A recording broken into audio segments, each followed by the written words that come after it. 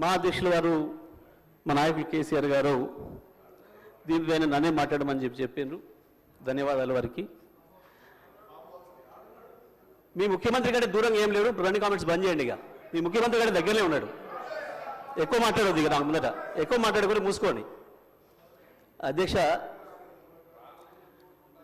మాట్లాడితే ఆ రైతులకే వినిపిద్దాం ఈ విషయం కూడా అని మొత్తం వినిపించిన అధ్యక్ష తెలుగులో ఫోన్లోనే.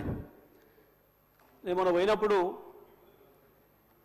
ఒక తండ పోతుంటే ఇటువైపు మళ్ళీ పెద్ద మట్టి గుట్టలు కనబడుతున్నాయి.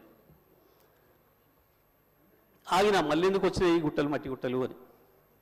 బావులు తీయడం మొదలైంది అధ్యక్ష. మళ్ళీ సరే చూద్దాం ఈ బావికి ఎంత ఖర్చు అయింది, నీళ్ళని ఊరుతున్నాయి అని చెప్పి కారు దిగి బావి దగ్గర పోయినప్పుడు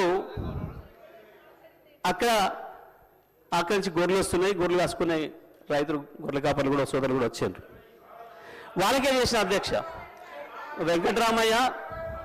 వెంకట్రాములు రాజయ్య ఇద్దరు ఎందుకు రైతుల గురించి భయపడుతున్నారు? గొర్రె కాపర్లు రైతులనే భయపడుతున్నారు అధ్యక్ష.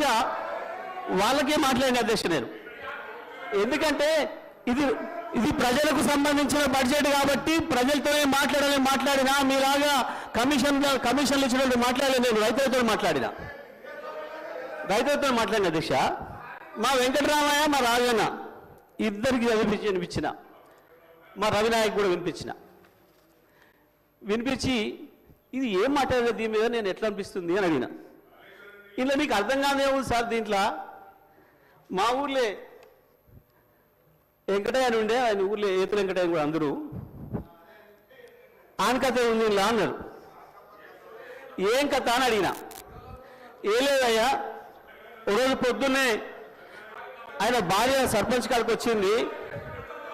ఆయన భార్య సర్పంచ్ కాడికి వచ్చి కంప్లైంట్ చేసింది, మా వెంకటయ్య నన్ను కొట్టిండు, జర పిలిపించి మాట్లాడమని చెప్తే ఆయన పిలిపించిండు పెద్ద మనిషి.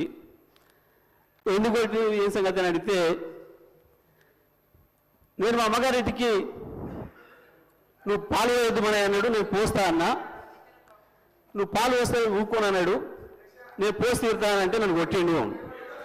పాలెక్కడి, నీకు బర్రె లేదా పాలెక్కడి అని చెప్పి ఆయన పెద్ద మనిషి అడిగింది అధ్యక్ష. అడిగితే నాకు 4 బర్రెలు ఉన్నాయి అన్నాడు అధ్యక్ష. ఈ 4 బర్రెలు ఎక్కడిదా, నీకు ఒకటి కూడా లేకపోయా? మా ఊరందరం చూస్తే 50 మంది ఉన్నాం, అందరూ తెలుసు, నీకు బర్రెలు లేవా ఎక్కడిదా అంటే,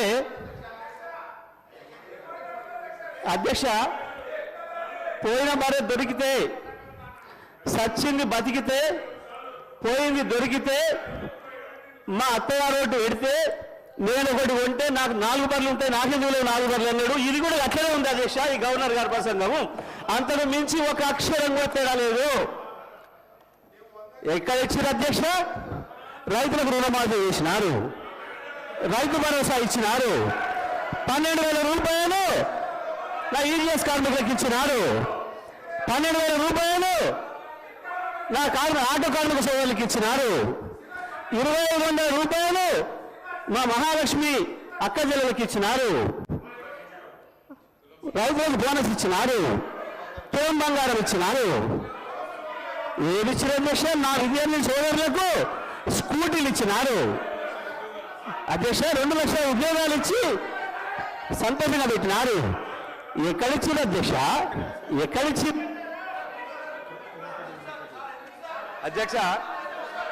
అధ్యక్ష పచ్చ కామర్ల వారికి దేశమంతా పచ్చగా అన్నట్టు ఎన్ని సంక్షేమ కార్యక్రమాలు అమలవుతుంటే గవర్నర్ గారి ప్రసంగంలో అన్ని అచ్చు గుద్దినట్టు చెబితే వాళ్ళకి అర్థం కాకపోతే ఎట్లా అధ్యక్ష?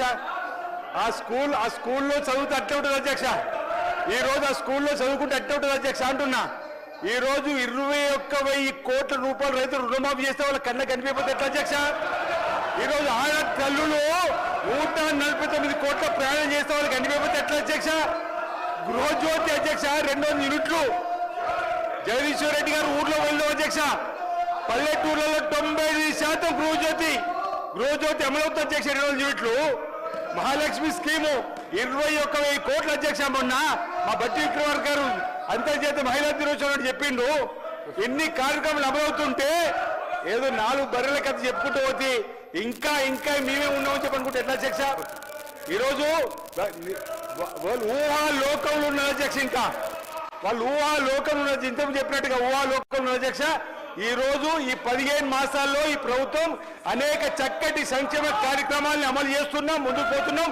అదే గవర్నర్ గారి ప్రసంగంలో ఉంది అధ్యక్ష. గవర్నర్ గారికి గౌరవీయం చెప్పని కోరుతున్నాం అధ్యక్ష ఈ సందర్భంగా.